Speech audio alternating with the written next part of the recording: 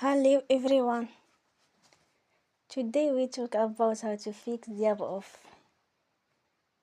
Besoccer. We go to setting.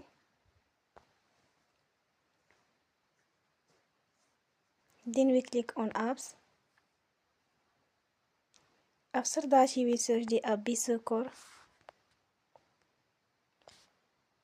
and we click. Then you will on force stop. After that we will go to storage. Then we click on clear cache.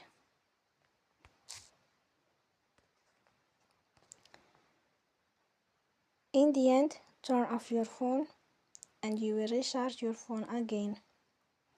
Don't forget to support us by like and subscribe. See you next time and thank you for watching.